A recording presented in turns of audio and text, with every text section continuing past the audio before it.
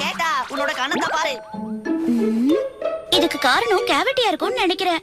நாம இதுக்கு ஒரு டென்டிஸ்ட தான் கண்டிப்பா போய் பார்த்தாகணும். என்னது டென்டிஸ்டா? அவர்கிட்ட போனா எனக்கு ரொம்ப வலிக்கும். அங்க நான் வரமாட்டேமா. பயப்படாத கேட்டா, நான் உன்னை ஒரு நல்ல டென்டிஸ்ட் கிட்ட கூட்டிட்டு போறேன். ஓ, அப்படின்னா நீ டென்டல் கிளினிக் போகணுமா? நானும் அங்க ஏற்கனவே போயிருக்கேன். அங்க எப்படி இருக்கும்? அங்க போனா ரொம்ப வலிக்குமா? அப்படி எல்லாம் இல்ல, ரொம்ப பொறுமையா தான் பண்ணுவாங்க. இப்போலாம் புது எக்யூப்மெண்ட்ஸ் நிறைய வந்திருக்கு. அதனால டென்டிஸ்ட் வலிக்காம ட்ரீட்மெண்ட் கொடுப்பாங்க. அப்பா சந்தோஷம். அவரு நல்ல டென்டிஸ்டா தான் இருப்பாரு. அதனால எனக்கு எந்த கவலையும் இல்ல. நீ எதுக்கு கவலைப்படுற? நானும் அவரை பத்தி கேள்விப்பட்டேன். வெளியே நல்ல டென்டலிஸ்ட் தான் சொல்றாங்க, வலிக்காம பாப்பாராம். அப்படியா?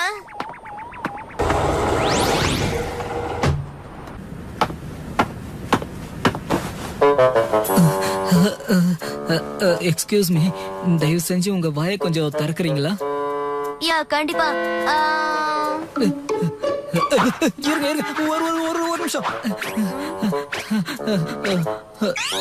சாரி, கொஞ்சம் பதட்டமாயிடுச்சு. இவரு ஒழுங்கா தான் இருக்காரு. இவரு நல்ல டென்டிஸ்ட்னு எல்லாரும் சொன்னாங்களே. சரி, இப்போ ஓகே. கொஞ்சம் வாயை தரங்க. உங்களுக்கு ப்ராப்ளம் கீழே தான் இருக்கு. இதை என்னால ட்ரீட்மெண்ட் பண்ண முடியுமான்னு தெரியல. இப்போ ட்ரீட்மெண்ட்டை கண்டினியூ பண்ணலாமா இல்ல வேணாமா ஒன்னும் புரியலையே. ஒருவேளை நான் ட்ரீட்மெண்ட் பண்ணி உங்களை ஹர்ட் பண்ணிடுவோன்னு பயமா இருக்கு. கண்டிப்பா நான் பண்ண மாட்டேன். இன்னும் ட்ரீட்மெண்ட் பண்ற அளவுக்கு நான் ரெடி ஆகல. டாக்டர், வித்தியாசமா இருக்கே. இங்க ஏதோ வித்தியாசமா நடக்குது. இவருக்கு கொஞ்சம் கூட தைரியமே இல்ல. ஒருவேளை இவருக்கு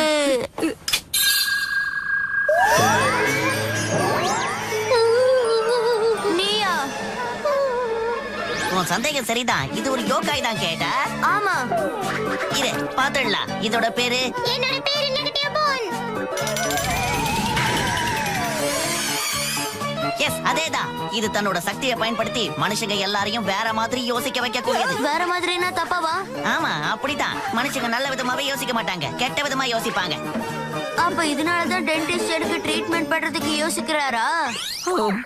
இது கண்டிப்பா நடக்காது.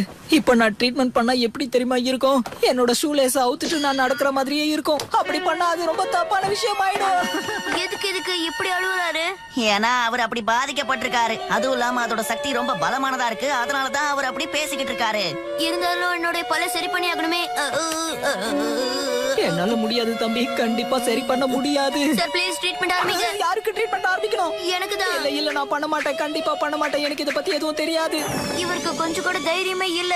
ஒரு படிச்ச டாக்டரே இப்படி சொன்னா எப்படி? என்ன மன்னிச்சிருங்க. நீங்க வேற ஏதாவது ஒரு நல்ல டென்டிஸ்ட போய் பாருங்க. இத செய்ய எனக்கு தைரியம் வருமா வராதான்னு கூட தெரியாது. அப்படியெல்லாம் சொல்லாதீங்க. அப்படிதான் சொல்லுவேன். நான் டென்டிஸ்ட் இல்ல, நான் ஒரு மனுஷன். டாக்டர் பொறுமையா இருங்க.